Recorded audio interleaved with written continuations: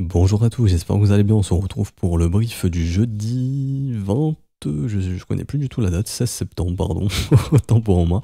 Jeudi 16 septembre 2021, donc aujourd'hui on parlera Bitcoin qui enfin donne des signes de cassure de son range. On verra si réelle cassure ou non, on verra aussi ce qu'il en est techniquement, on parlera sur du court terme également en termes de momentum.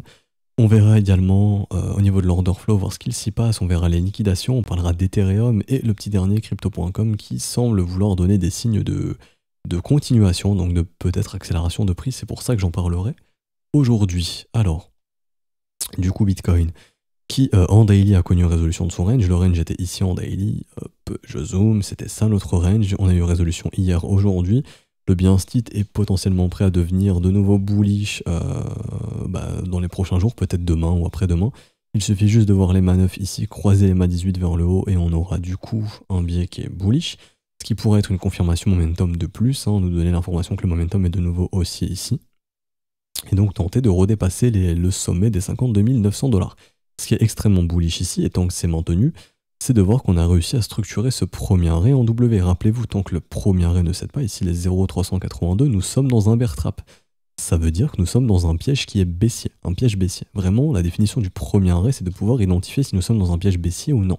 Tant que celui-ci ne cède pas, nous sommes dans un piège baissier, donc l'objectif du marché est de faire un nouveau sommet. L'objectif des vendeurs, bien entendu, est de défendre ce top ici pour faire quelque chose comme ça. Pour l'instant, les bulls montent vraiment et l'entièreté du marché semble suivre ça. Vraiment, quand on a réussi à maintenir le premier arrêt, que le W s'est formé, c'est extrêmement positif. Donc, ce que nous pourrions avoir, et du coup, ici, je vais retracer mon petit fib extension. Hop, il s'est pas sauvegardé, c'est très bizarre. Bon, ah oui, non, c'était sur un autre layout, c'est pas grave. Du coup, je vais juste le custom. Enfin, quand je vais refresh la page, il sera là, mais là, il n'est pas là. Je vais juste modifier le ratio, 618 bien évidemment. Hop, donc, en premier objectif, depuis cette structure en W sur ce premier arrêt, j'ai les 57 442 $. C'est un objectif d'extension. Pour aller casser, enfin, pour aller chercher cet objectif, il faut absolument venir péter les 52 700, 800, enfin en gros les 53 000 $. Ok. Il ne faut pas oublier qu'on était dans un range daily, c'était ce range ici, on en est sorti, mais il y a toujours le gros range weekly qui est ici, donc entre le sommet et le bottom, donc entre les 52 900 et les 42 900. Donc on pourrait encore faire mumuse là-dedans avant d'avoir une résolution réelle. Bon, le fait de voir ce W se former au contact du premier arrêt montre réellement des envies bullish et de tenter d'aller accélérer au nord. On verra sur du court terme, on peut avoir un petit dip, on va voir ça au niveau de l'order flow juste après, mais franchement, le fait de faire ce W, si on arrive à holder vraiment le point de cassure, les 47 000 $, c'est très positif et on aura donc un momentum bullish qui tentera de porter les prix vers le haut. Et donc en objectif, les autres objectifs que j'ai suite à ces extensions, donc là c'est des objectifs nouvelles ATH, 66 000 $, ensuite 72 000 $, 81 000 $, etc., etc. On verra si on y va ou pas, on est encore loin de tout ça, il y a encore du chemin à parcourir, on est encore qu'à 48 000. Alors, ici au niveau du momentum court terme, je regarde le momentum court terme, donc en 4 heures toujours un momentum aussi, on est en train de créer une petite divergence, j'ai l'impression, je vais vérifier ça. Légère, mais oui, suite à cette petite mèche ici, légère. Bon, c'est pas une grosse divergence, on s'en fiche un petit peu. C'est surtout en 1 heure, on est en train de poursuivre les divergences baissières ici. On en a fait une nouvelle divergence baissière. Donc ici annonce simplement une perte de momentum. Donc c'est ce qui pourrait, ici en termes de momentum, causer un retracement ou une consolidation. Consolidation, retracement. Pas une grosse baisse, mais consolidation, retracement. Admettons ici, un retour premier arrêt dans les 46 600, 47 000 serait assez réaliste. Si on fait une consolidation ou un retracement un petit peu plus prononcé. Alors, ça on s'en fout maintenant de l'arrivée de Wall Street, elle a déjà eu lieu. Une chose également, donc là ça va se voir au niveau de l'order flow, je vais venir ici sur toute la montée, les gens étaient contre le mouvement. Donc ici entre guillemets, vous voyez, on monte, funding négatif, intérêt qui augmente, on monte, funding négatif, intérêt qui augmente, le ratio short qui augmente à nouveau également. Donc là les gens étaient contre le mouvement. Là également, on consolide un petit peu, il y a un petit peu d'acheteurs qui rentrent, on les sort. Open Interest diminue très fortement et très rapidement. Les gens ont eu très peur, se sont fait liquider. Boum, rebond. Maintenant, ce qui diffère là, c'est que le funding redevient positif et que l'intérêt augmente un petit peu à peu. Donc là, on a des gens qui arrivent un petit peu en retard, qui commencent un petit peu à long dans cette zone. C'est pour ça qu'un petit retour, un petit mouvement comme on a eu cette nuit, histoire de sortir ces bulls, ne serait pas aberrant, surtout que le momentum annonce de la consolidation. Donc là, je vais refresh parce que lui, il n'a pas refresh. Il est en train de dormir, on va le réveiller. Hop, comme ceci. Donc voilà, vous voyez ici, hop, les gens, funding qui reste un petit peu positif. l'intérêt qui est monté un petit peu sur cette phase de conso, ça aurait du sens de sortir un petit peu de bulles. On voit qu'actuellement l'open interest ne descend pas pour l'instant, donc les acheteurs maintiennent leur position. Ce qu'on veut voir simplement, le prix baisser comme ceci, voir l'intérêt baisser également fortement, qui montrera que ces acheteurs sont sortis, et donc on pourra recapturer des vendeurs pour poursuivre au nord si le marché le souhaite. Là où je veux en venir également, c'est au niveau des liquidations.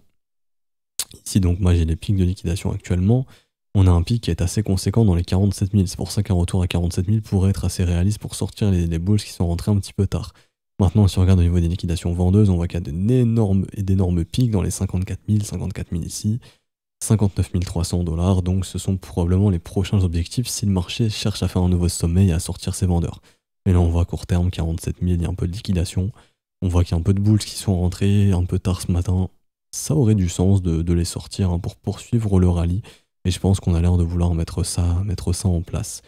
Donc voilà, un peu mon avis du marché. Bitcoin est bullish en daily, probablement qu'on aura une poursuite haussière, mais pour aujourd'hui, un petit retracement histoire de sortir les gros leviers qui sont rentrés un petit peu bêtement. Ça peut être intéressant, ça peut être une opération intéressante ici pour le marché. Je pense que j'ai fini pour le Bitcoin, j'ai pas grand chose d'autre à dire, peut-être parler rapidement des ordres sur le marché asiatique. J'ai ici du coup, yes, donc toujours leur gros ordre à 44 000 $, donc à voir si on ira à nouveau. Mais surtout, ils ont remis des ordres de vente qu'on avait vu entre 51 000 et 52 800, donc eux vraiment, en gros il y a la muraille de Chine, hein, littéralement, au niveau de la résistance, au niveau d'ici quoi.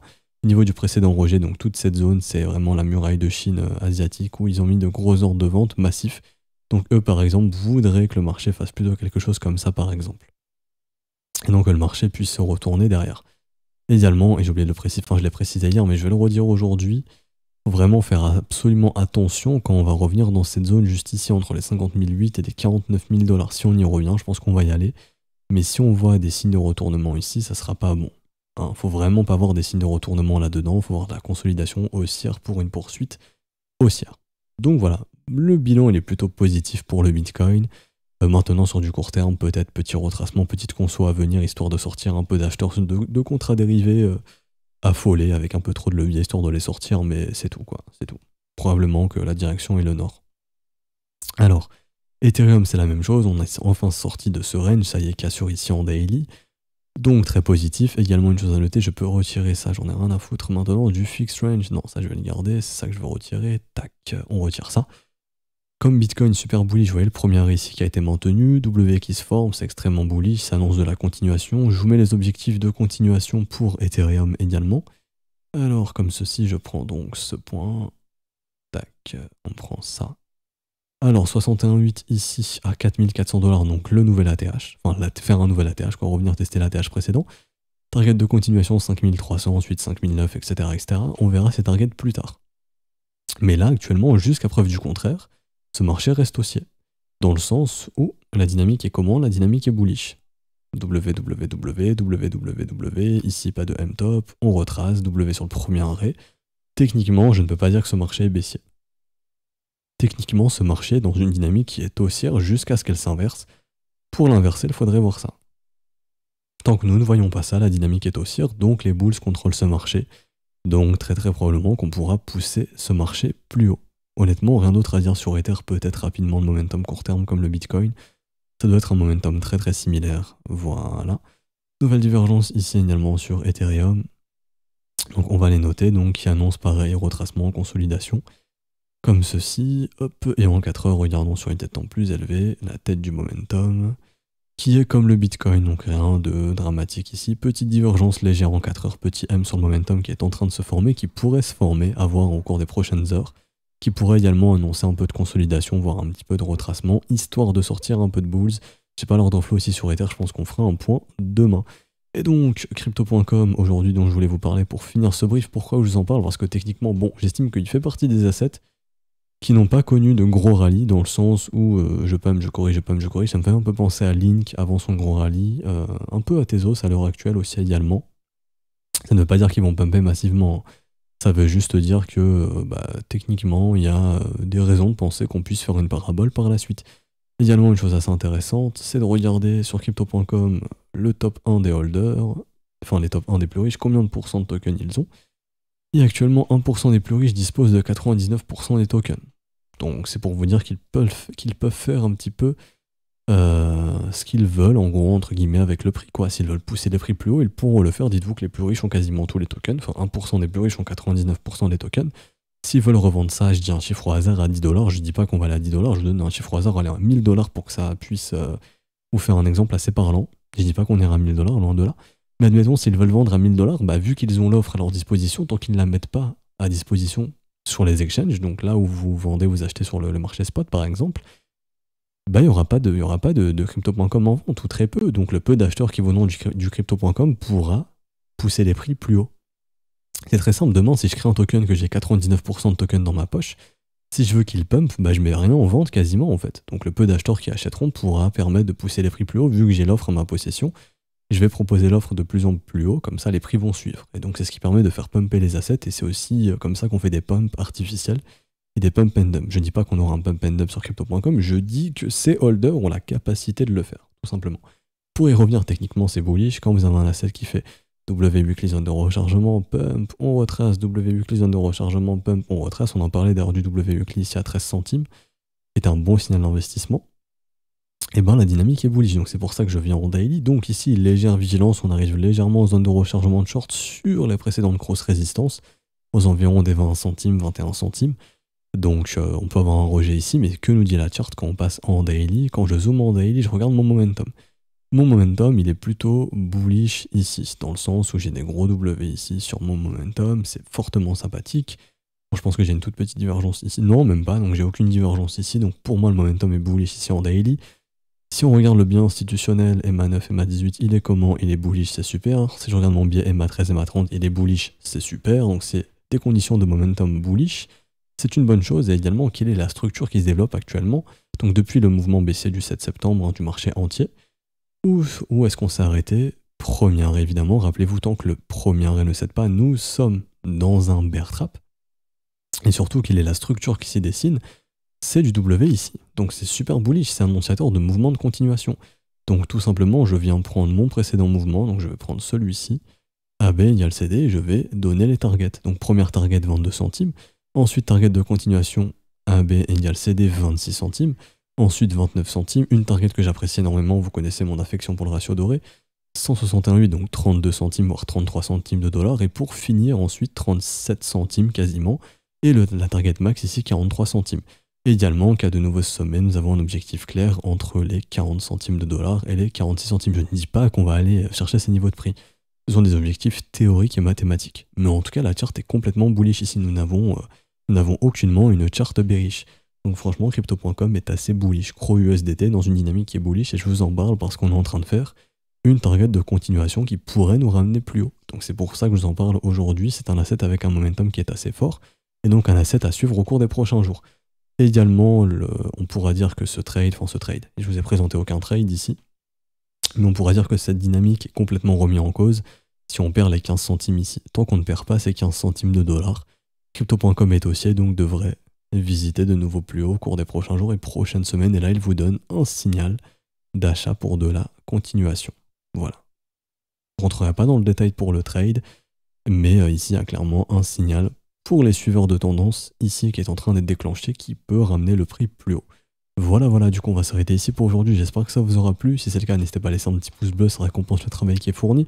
À vous abonner si vous voulez être tenu au courant des prochains briefs. Je le répète, ce sont des briefs quotidiens du lundi au vendredi.